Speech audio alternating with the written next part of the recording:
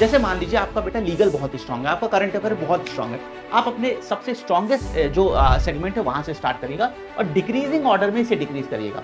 हो सकता है आपने अभी लीगल ना किया और आगे बहुत ईज़ी क्वेश्चंस आपका वेट कर रहे हैं बच्चों। तो इसलिए टाइम मैनेजमेंट बहुत ज़रूरी है बच्चों। अब टाइम मैनेजमेंट को करना क्या है, अपने हर सेक्शन को टाइम दे देना है उसके नंबर ऑफ क्वेश्चंस और वेटेज के हिसाब से कि इतने टाइम में, इतने 25 मिनट्स में मुझे इंग्लिश करना है, इतनी देर मुझे ये करना है out of the 120 minutes. Time management ये प्रॉपर आपके हिसाब से ही हो सकता है बच्चों। क्लाट पेपर होने में कुछ ही घंटे बचे हैं, हम उंगलियों पे उन घंटे को गिन सकते हैं, ऐसा टाइम अब पेपर में बचा है।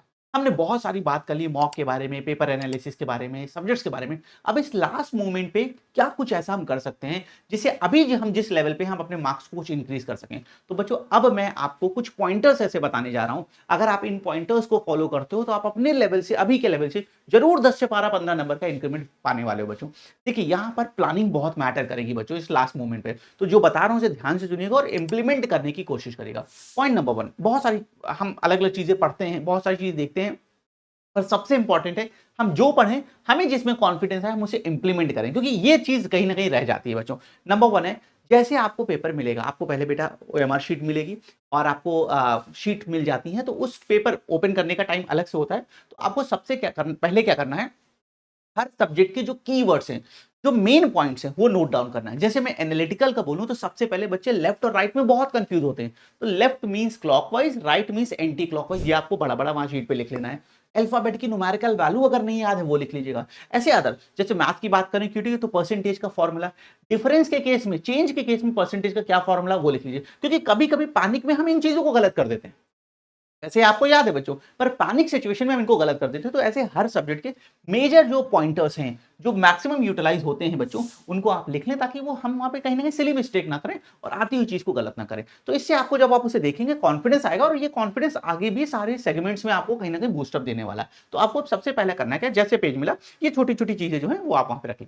नेक्स्ट नंबर पे आता है बच्चों, यहाँ पे ध्यान देने वाला है, हमारी प्लानिंग बहुत जबरदस्त होनी। जैसे हम पेपर से पहले तो बहुत सोचते हैं, ये करूंगा, सेक्शन वाइज करूंगा, टाइम मैनेजमेंट, पर पेपर में जाते ही बेटा हम प्लानिंग में सब कुछ धरा रह जाता है, हम कुछ भी अच्छे से नहीं कर पाते। तो इसीलिए अब जो बचा टाइम है इसमें इस प्लानिंग को बार बार आप मैनिफेस्ट करिएगा ताकि आप उसे अच्छे से पेपर में यूटिलाइज कर सकें। आपको जो करना है उसे सिंपल रखिएगा। जैसे एडवाइसेबल है कि आप अपने स्ट्रॉन्गेस्ट सेक्शन से, जैसे मान लीजिए आपका बेटा लीगल बहुत स्ट्रांग है, आपका करंट अफेयर बहुत स्ट्रांग है, आप अपने सबसे स्ट्रॉन्गेस्ट जो सेगमेंट है वहां से स्टार्ट करिएगा और डिक्रीजिंग ऑर्डर में इसे डिक्रीज करिएगा। मतलब सबसे पहला जो स्ट्रॉन्ग है, फिर सेकंड, फिर थर्ड, डिक्रीज करते जाइएगा। क्योंकि अगर हम स्टार्टिंग में ही बेटा टफ चीजें करने लगते हैं ना, देखिए हैं ह्यूमन, ऐसा तो नहीं कि हम लोग मशीन हैं, तो हम प्रेशर फील कर लेते हैं और आती हुई चीजें गलत करने लगते हैं। तो जो भी आपका सबसे स्ट्रॉन्ग पार्ट हो बेटा उसी से स्ट्रॉन्ग करिएगा और डिक्रीजिंग ऑर्डर में इसको नीचे की तरफ लेके जाइएगा। तो यहाँ पे ये सेगमेंट वाइज करने से आपको ये बेनिफिट होगा। नेक्स्ट है बच्चों टाइम मैनेजमेंट। अगर आपने टाइम मैनेज नहीं किया, मैं पास्ट ईयर से जो एक्सपीरियंस है उसके बेसिस पे बता रहा हूँ बेटा, हो सकता है आपने अभी क्यूटी ना किया हो सकता है आपने अभी लीगल ना किया और आगे बहुत इजी क्वेश्चंस आपका वेट कर रहे हैं बच्चों। तो इसलिए टाइम मैनेजमेंट बहुत जरूरी है बच्चों।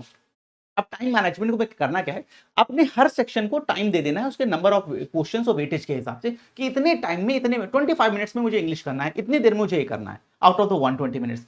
टाइम मैनेजमेंट ये प्रॉपर आपके हिसाब से ही हो सकता है। मेरा कौन सा जोन स्ट्रांग है, मैं उसमें कितना टाइम देना चाहता हूं और आगे के सेक्शंस को मैं कैसे कवर करूंगा।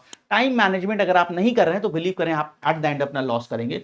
आपके 120 मिनट्स में ओएमआर फिलिंग के अलावा सारे टाइम जो सेगमेंट हैं वो प्रॉपर टाइम में जरूर होने चाहिए बच्चों। ये आप इंडिविजुअल खुद से डिसाइड करिएगा कि क्या हमारे लिए, जैसे हमने अलग अलग सेगमेंट देखा, हमारे लिए क्या बेस्ट होने वाला है, क्या हमारे लिए है था जो हमें सबसे बाद में रखना है। तो इससे आप कहीं ना कहीं सारे पेपर को कवर कर पाएंगे और हो सकता है आगे कुछ इजी क्वेश्चन आपका वेट कर रहे हो।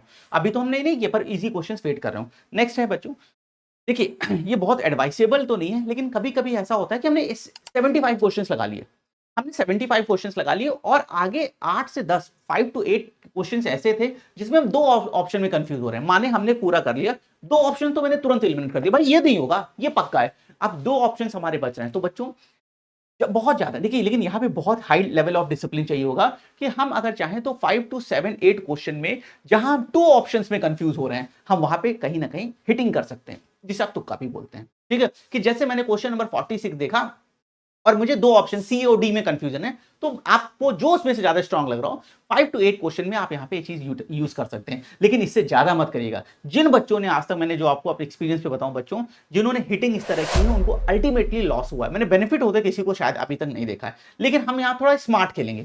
चारों ऑप्शन में जब 2 ऑप्शन हमारे बच रहे होंगे, तो उन ऑप्शन में हम 5 टू 8 क्वेश्चन में हिटिंग कर सकते हैं, इससे ज़्यादा नहीं। अच्छा, अब इसको करेंगे कैसे? पेपर करते समय, अब दोबारा तो टाइम नहीं होगा। पेपर करते समय ही आप जैसे क्वेश्चन नंबर 46 में आप 2 ऑप्शन में कंफ्यूज हो, तो वहां आपने डबल सर्कल बना दिया, ट्रायंगल बना दिया, स्टार, एनी सिंबल, ताकि जब आप दोबारा पेपर आपने हो गया, दोबारा पेपर, अच्छा 46 इसमें तो ये सी ज्यादा हो सकता है, उन दोनों में आप एक लगा दो, तो आप दोबारा तो पूरा पेपर नहीं स्टडी कर पाएंगे। तो एक सिंबल, कुछ भी आप सिंबल यूज कर सकते हैं कि ये क्वेश्चन में मैं 2 ऑप्शन में कंफ्यूज हो रहा हूं। एट द एंड जब सारा पेपर कर लूंगा, तो इन पे आके इनमें मैं मुझे जो ज्यादा स्ट्रांग लग रहा है मैं उसके साथ आगे बढ़ूंगा। लेकिन यहाँ पे हाई लेवल ऑफ डिसिप्लिन चाहिए होगा बच्चों।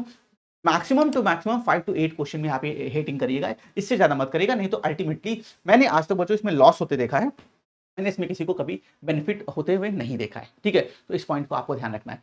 फिर एक बात जो मैंने स्टार्टिंग में बोला था प्लानिंग में, फिर से रिपीट कर रहा हूं, टाइम मैनेजमेंट की प्लानिंग, सेगमेंट कौन सा सेगमेंट पहले आएगा उसकी मैनेजमेंट, कौन से ऑप्शंस दो जिनमें 2 में कंफ्यूज है उसकी प्लानिंग। अगर आप प्लानिंग को यूज नहीं कर रहे हैं तो उसको बनाने से कोई फायदा नहीं है।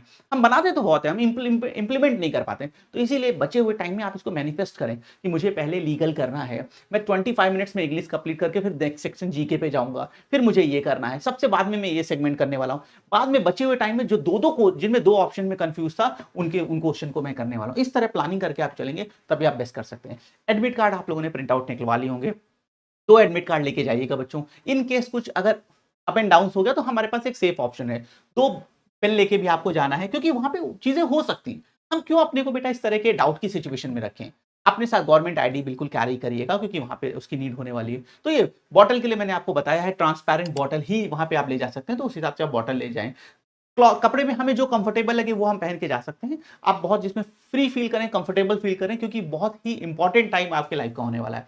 और दोस्तों जाते जाते बस एक लाइन और, कि आपके अपने सपने पूरे करने का, आपके पेरेंट्स के सपनों का पूरा करने का दिन आ गया है दोस्तों। आप सबने बहुत मेहनत की है, कुछ अप एंड डाउन्स होंगे, कभी मॉक में मार्क्स नहीं आए होंगे, कभी किसी सब्जेक्ट में लग रहा होगा नहीं कर पाएंगे, ये अप एंड डाउन्स होते हैं बच्चों। लेकिन इसके बाद भी आप पेपर में अच्छा कर सकते हैं, अपने सपने को और ड्रीम एनएलयू में जा सकते हैं। बस ध्यान रखिएगा बच्चों कि आपने जितना कुछ पढ़ा है, जो भी इनपुट्स दिए हैं, उसके आउटपुट का दिन आ रहा है। पैनिक नहीं करना, क्योंकि एक लाइन याद रखिएगा, कोई एग्जाम आपकी लाइफ को, बहुत हजार गेट खुलेंगे, हजार रास्ते आगे होंगे दोस्तों, एक एग्जाम आपकी लाइफ डिसाइड नहीं कर सकता। लेकिन हम जो प्लान किया है, हम जो सोच रहे हैं, या हमारे पेरेंट्स जो हमारे लिए सोचे हैं, क्यों ना हम उसी डायरेक्शन में बहुत अच्छा करें। तो इस बिलीव के साथ आगे जाना है, बिल्कुल भी पैनिक नहीं करना, घबराइएगा नहीं दोस्तों, क्योंकि बहुत अच्छे अच्छे, मैंने जैसे बताया, रास्ते हजार और भी आगे होंगे, लेकिन हम इसी डायरेक्शन में अच्छा करें, इसलिए हम इस लाइन में आगे बढ़ रहे हैं। तो पूरे कॉन्फिडेंस के साथ बड़ों का आशीर्वाद लेके पेपर देने जाइएगा। आपने बहुत मेहनत की है, उस मेहनत का रिजल्ट का दिन, उस मेहनत का सबसे इंपॉर्टेंट दिन आ रहा है, जहां आप अपनी उस मेहनत को प्रूव कर सकते हैं। All the best.